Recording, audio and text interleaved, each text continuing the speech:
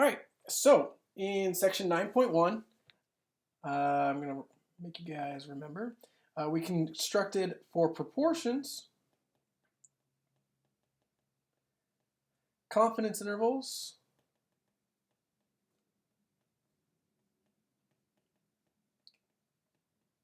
by taking a point estimate, whatever we found for our p hat, plus or minus a critical value times a standard error. So that's basically what the last section boiled down to. You take an estimate, plus or minus a critical value times a standard error. When you do it plus minus, both ways, that gives you your full range, your full interval that you're pretty confident the true proportion of your population lies within. We move on to 9.2 now, which luckily for us, this will be a lot shorter of a video because it actually is very, very similar to what we've learned in 9.1. In 9.2, instead of proportion confidence intervals, we will be doing mean confidence intervals.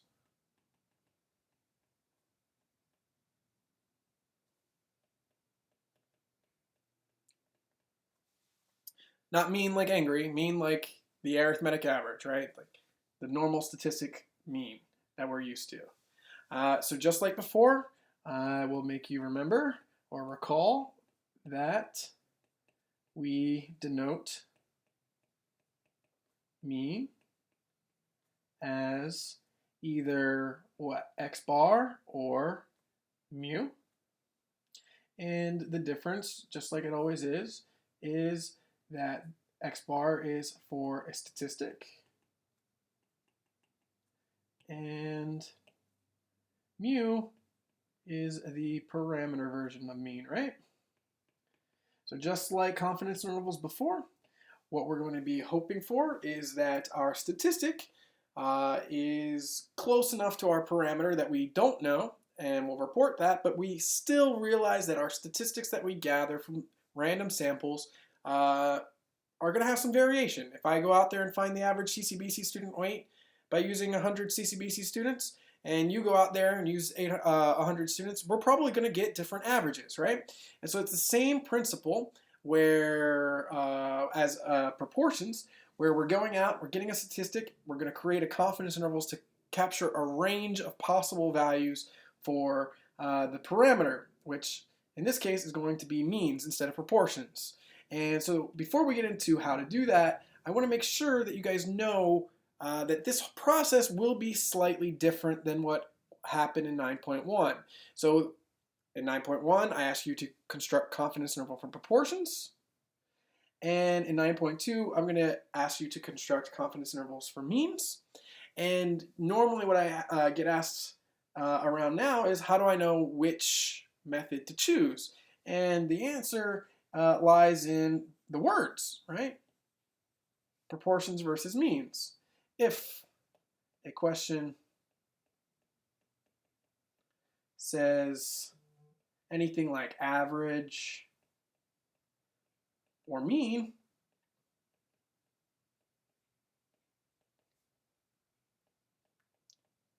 construct a confidence interval for mean.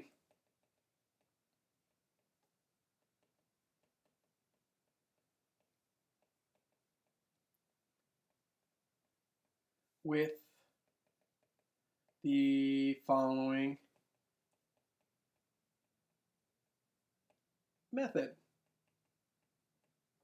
So just like confidence intervals for proportions, oops, sorry about that. Just like for confidence intervals for proportions, we have a point estimate, whatever we got from our sample, plus or minus a critical value, and times a standard error. It's going to be set up the same way. Let's try to keep that on the screen as I type it. Here's the confidence interval for proportions, for means.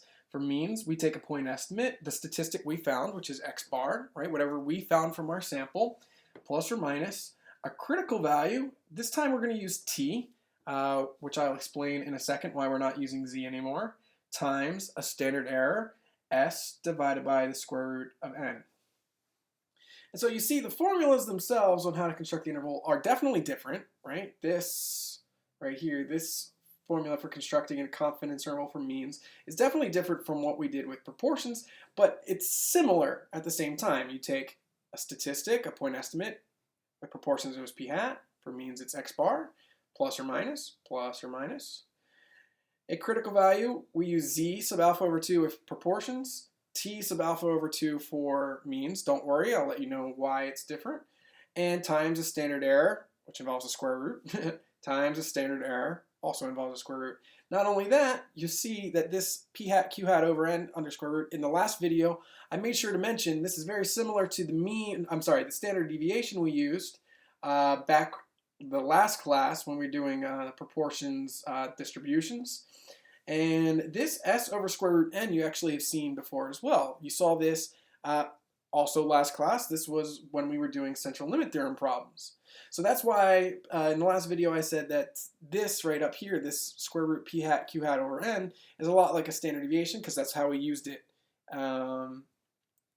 last class in chapter 8. Same thing here. When we do the central limit theorem, we adjust the standard deviation, the s, by dividing by square root n. When we're using the central limit theorem, when we're involving a sample size of more than just one individual, right? So now that we see that the way to construct the confidence intervals is very similar, let's talk about the differences. So the first thing you see is x bar, right? So hopefully you guys aren't too concerned about x bar. Recall that x bar is the mean obtained through a sample.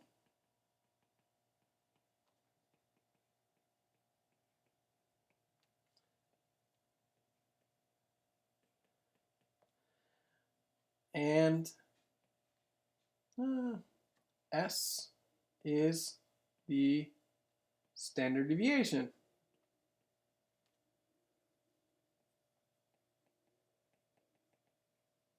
of the sample. Right? And this goes back, what is that, chapter 2 or 3? One of those two, I think it's chapter 3, where we were able to calculate mean and standard deviation. We had a quiz on it. People did pretty well overall because you guys are probably used to calculating mean. So I can make you calculate mean and standard deviation again in these problems since we need them. We need x bar and we need s, which are just the mean and standard deviation through a sample. So I can give you the data, you calculate the mean, you'll put it there, and you calculate the standard deviation there. Since you guys already proved and I already tested on whether you know how to calculate mean and standard deviation, these will likely be given in the problem.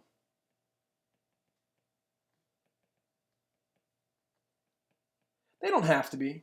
They don't have to be at all. But since x bar and s, I had you guys calculate back when we did chapter 3, I don't see a big reason on why I'm going to make you calculate it again. But just be aware that I could give you the raw data itself. You'll have to calculate x bar and s before you can start the confidence interval part of the problem. So keeping in mind that I'll probably give those, we now have to explore what are these other things. Well, I guess n is the next thing that we normally know. We know what that is, right? Also, n is the sample size, right? Total number of observations, just like we're used to. Now, what about this t guy, right? This is definitely new. We haven't seen the letter t used for anything. So, the critical value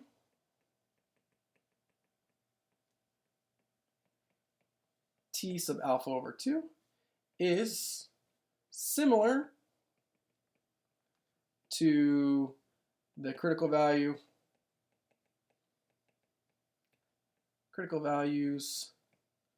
z sub alpha over 2 we used for proportions.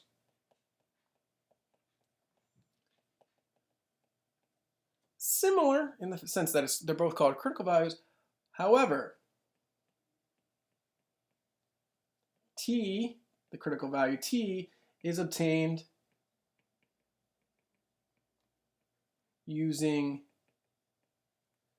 the student's t distribution table.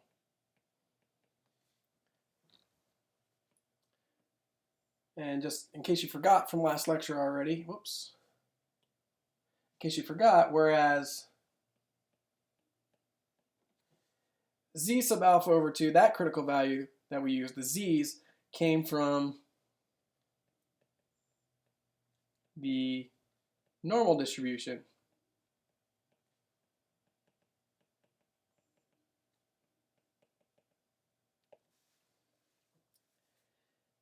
So what is this new thing here?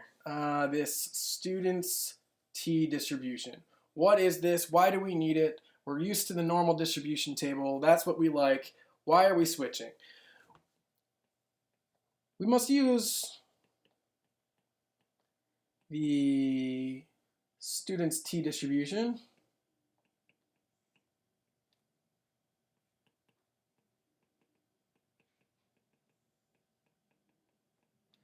because in layman's terms, we don't know the true mean, the true population mean, mu. We don't know what the true average is, nor do we know the true standard deviation, sigma.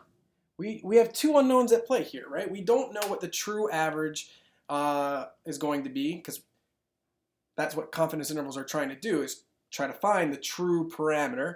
But there's another parameter at play here. We don't know the true standard deviation as well. It's very, very rare, but I guess you could find the true population standard deviation and not know the mean still, but I can't really think of an instance where that's going to be the case. So since we have basically two unknown parameters here, the mean and the standard deviation, and they go hand in hand, we have two of those, it becomes the student's t distribution as opposed to the normal distribution like we're used to. And a lot of you are not going to care about the ins and outs of why or anything like that. You're just going to be caring about how do we actually use this? What is this new distribution? What does it look like? It actually looks a lot like the normal distribution, and its shape actually depends on that n from our confidence interval problem, that sample size right there, that n. So there's a special chart.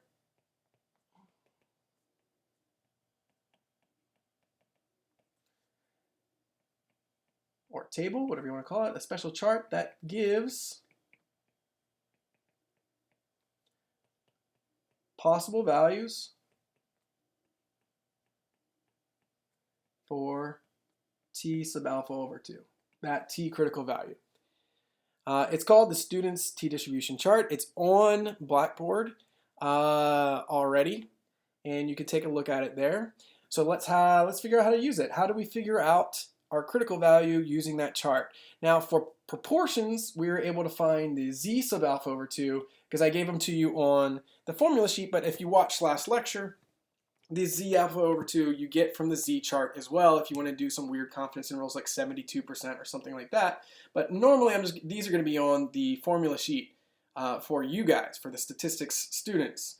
The t values, these t sub alpha over 2s, these critical values right here, unfortunately I can't put on the formula sheet because they change.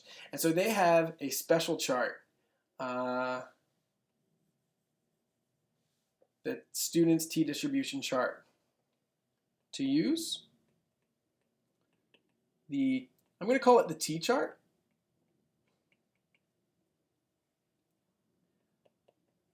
For confidence intervals, for confidence intervals, always use two tails.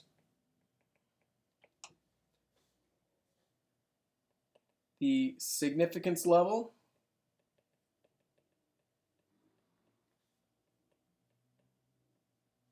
whoops, can't spell today, level alpha, which is in the problem, given by the problem.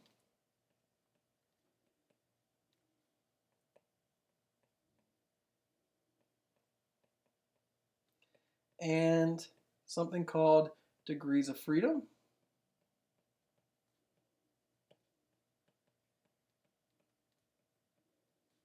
which is abbreviated DF. Those are the things you need for the T-chart. You need to know that it's two tails, the significance level alpha. That doesn't look that great. Let me rewrite that. Significance level alpha. Ooh, that's even worse. Significance level alpha, given by the problem, and degrees of freedom DF. All right, so two tails, I'm saying always use that. Significance level alpha, you guys should remember from the last section that the significance level is basically the complement of your confidence level. So if I want to be 99% confident, that means this significance level is what? 1%, right? It's the complement of your confidence level. And your degrees of freedom, which sounds like it'll be complicated, but it actually is quite easy. The degrees of freedom is equal to n minus 1. It is one less than however many were sampled. So if you go out there and sample 50 students, your degrees of freedom is 49. You go out there, sample 37 iPhones, your degrees of freedom is then 36. It's always one less than how many were sampled.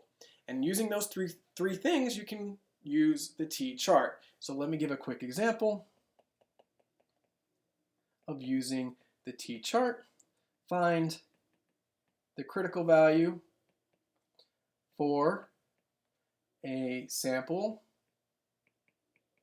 of, let's say, I don't know, 41 people.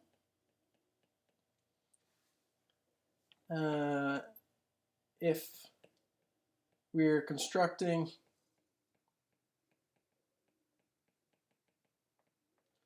a confidence interval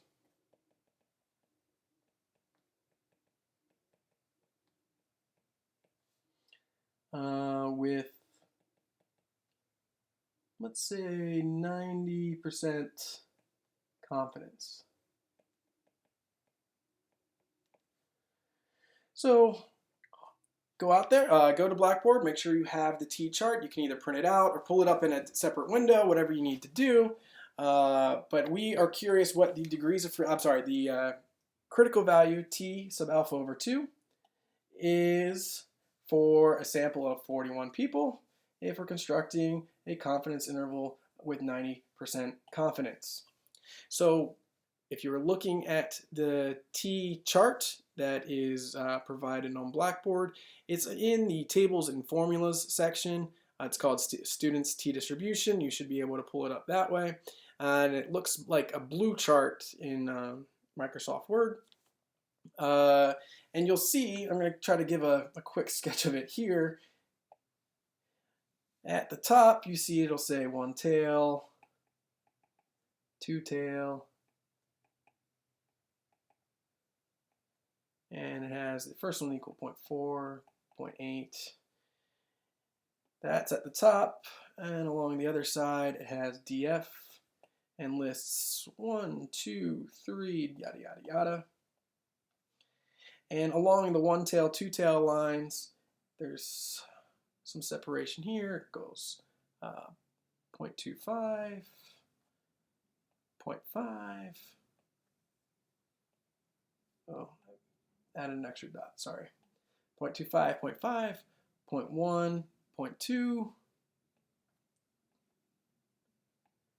0.05, 0.1, and 0.025. You get the gist. I'm just drawing the same table so that we can have it in the notes here as well. It goes on this way. All right. So, like above, I said for confidence intervals, always use two tails. So this is the row, whoops. Yes. This is the row we're going to be using. We're going to be using two-tail row right here. Not one-tail yet. We will use the one-tail row later in the semester, but for confidence intervals, we're using two tails. And the reason for that is because our confidence interval, no matter how well we construct it, our range might be too high or too low. That's the gist of it. So there's two ways we could be wrong. We could be a little too high with our range, or we could be a little too low. And since there's two ways to be wrong, that corresponds to a two-tail test. Don't worry about one tail yet. We will get to it when we do hypothesis testing, but for now we're only going to look at the two-tail portion of this table. We also need the significance level, alpha. Well, let's see, maybe go to red. Since we're constructing a 90% confidence interval, what does that make alpha? Alpha, our significance level, is 100% minus the 90% we are reserving to be confident. That leaves us with 10% as our significance level. Although, like I've been saying all semester, I don't deal with percentages. That's 0.1 as a decimal, right? So, when I can now go down here, when I am looking at the t-chart, I am looking at two-tail. And I will look at the two-tail until I get to my significance level is 0.1, which is this column right here. If you were to use a different column, like 0.05, that would be for 95%, right? 95% confidence would be a significance level of 5%. We're using a 90% confidence interval, right? 90% confidence. So that leaves 10% for significance. 10% as a decimal is 0.1. Two-tail, because that's the rule that I'm telling you. Do two-tail for confidence intervals. 0.1, because that is our significance level. And now degrees of freedom are now listed down this side. Degrees of freedom are listed down this side. And what is our degrees of freedom? Well, we found, let me use a different color here, I guess purple. We found a sample of 41 people, which means our degrees of freedom is equal to 40, because the degrees of freedom is just one less than what was sampled. So for degrees of freedom, we will go down until we see, I'm going to skip down, it's further down in the chart, but it's 40 is listed there. It's towards the bottom actually, if you have the table out. And the 40 row starts out with, I'm going to start writing them out, it starts with 0.255. And then it's 0.681, and 1.303, and then 1.684, 2.021, blah, blah, blah, blah, blah. So using the three things that we need, which are to find the critical value, we need the degrees of freedom, which are 40. That led us to that row down here. We need two-tail, because that's what I'm telling you to do. Two-tail for confidence intervals always. 0.1, because that is our significance level for 90% confidence. There is our critical value right there, where the two-tail, 0.1, and 40 all connect. Two-tail leads us to 0.01 over here, and then we look down for 40, and we got 1.684. So our critical value, T, is equal to 1.684 for this particular example. So two-tail, look for the significance level, and then look down for the degrees of freedom, and wherever you end up, that is your critical value. All right, so let's do an example of constructing a confidence interval for means. Let's see, what does the book have? Give me 1 second, I flipped the page.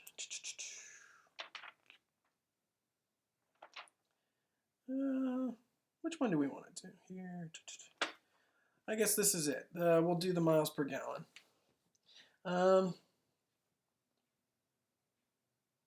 All right. So a random sample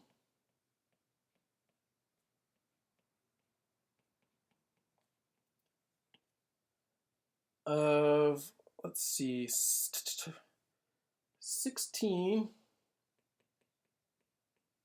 Ford Focus vehicles finds an average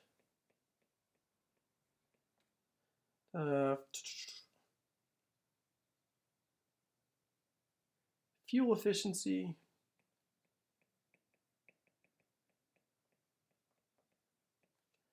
of, what do they have?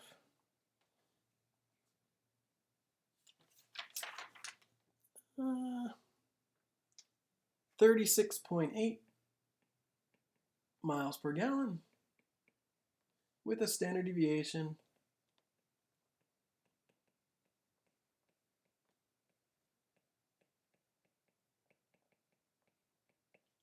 of 2.92 miles per gallon. Create a 95% confidence interval.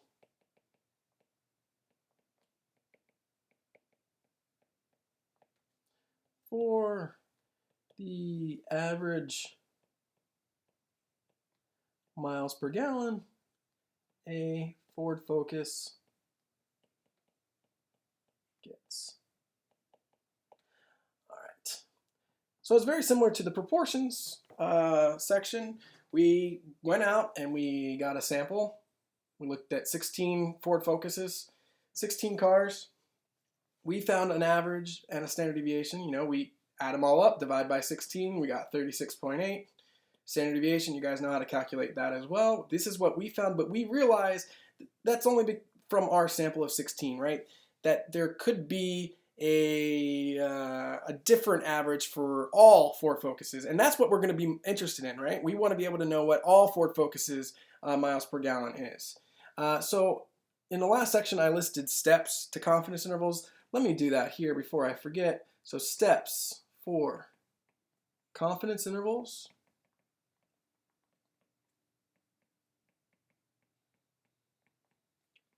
or means. First step, find. Last time it was to find our point estimate, right? Find x bar and s. And like I said earlier, these are going to be given usually. I think on the project, it'll probably make you calculate these on your own because the project needs to be all-encompassing of the class, right? It needs to cover everything from chapter 1 through wherever we end up in the end of the semester. So the project was probably going to make you find x bar and s, but I'm going to give it to you, and I already did in this example up here, right? I said I finds an average of 36.8 and a standard deviation of 2.92. I just want you to be mindful. I'm going to give them to you now because I don't want to bog you down with having to calculate them. However, on the project, I'm pretty sure I'm going to make you do that. All right, so find x bar and s. That's going to be easy. They're given in the problem. Step 2, find the critical value. Just like last time. The critical value last time you looked on your formula sheet for proportions, because I'm able to list them there, but this, now we need to use that new T-chart I just described above. Third step is find the standard find the standard error, which is s divided by square root n. That's, let me scroll back up. That's this part right here, right? The standard error is right there. So we need our mean, we need our critical value, we need our standard error, s divided by root n. Step 4, find your point estimate, the mean you found, plus or minus the critical value, times the standard error, s over root n. And then step 5, give a statement.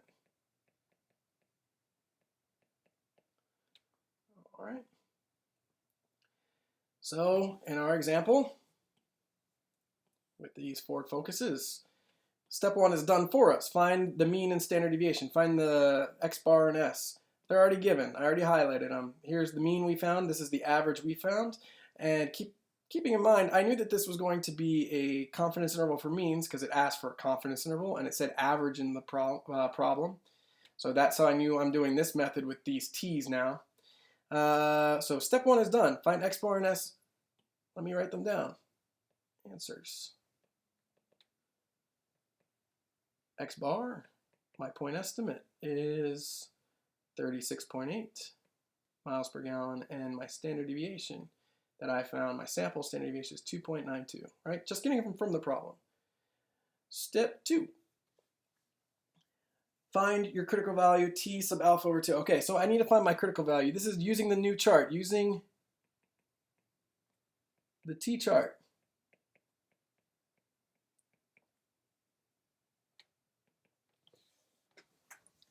Well, the 3 things we need to use the t-chart, we need to know that it's two-tail. Why? Because it's a confidence interval problem, and I already told you we're using two-tail for now. We'll see one tail later. We're doing two-tail now. Two-tail, what is our significance level? Well, since we are using a, let's make it orange, 95% confidence interval, my critical value is then what? I'm sorry, my significance level is then what? It is 100% minus 95%, which is equal to 5%, right? Which as a decimal is 0.05, right? 5% is represented by 0.05. So our significance level alpha is 0.05. And what else do we need? We need our degrees of freedom. Those are the 3 things we need for the t-chart. Two-tail, significance level, 0.05. Degrees of freedom is, well, the problem said, let's see here. Problem said we sampled 16 Ford Focuses. That's how many we sampled. Well, then our degrees of freedom is equal to 16 minus 1. It's 1 less. It's 15. So two-tail, 0.05, 15. When you line those all up on the t-chart, you look at two-tail, 0.05, and 15. The critical value I get, all of this stuff together, is a critical value of, let's see here, 2.131. I just lined up two-tail with 0.05, which is that second darker shaded blue column, and then scrolled down until I saw 15 under degrees of freedom, and that leads me to 2.131. Step 3. Find the standard error, which is s divided by root n. So s divided by root n. It's just like central limit theorem. What you're doing is you're taking the old standard deviation, which was, let's see, 2.92, right? And n, 16. So, oops, not highlighting anymore. So my s is 2.92 divided by square root n was 16. So 2.92 divided by the square root of 16, enter that into the calculator, and I got 0.73. Step 4. Now we can construct our confidence interval. We take x bar plus or minus the critical value times the standard error, which is s over root n. So what are we going to do? We're going to fill the numbers in. Let's see, the average we found is 36.8 plus or minus the critical value from our table, 2.131, times s over root n ended up being 0.73. Now we got it two different ways because it says plus or minus. If we do 36.8 plus 2.131 times 0.73, we end up, oops, zoom in a little bit. I was trying to keep the problem on the page, but we're too far along now. 36.8 plus 2.131 times 0.73. I got 38.36 after rounding. And if I change the operation in the middle to be minus, 36.8 minus 2.131 times 0.73. If I change it to be minus, type it into the calculator, see what I get there, is 35.24 after rounding. So, step 5 is to give my statement. We are 95% confident, I believe is what we were, right? Yep. We are 95% confident that a Ford Focus gets an average fuel efficiency